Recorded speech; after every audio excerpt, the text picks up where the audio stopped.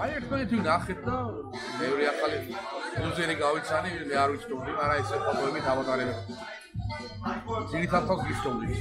თორსან ძალიან ახლოს მეგობრობ. თუმცა მარტო სელერები ვარ ხოხედავ არა, ყიდველი არ არსებობს. პატარა ქვეყანა ვარ. ამ პატარა ქვეყანაში ფიფიდას უსმენს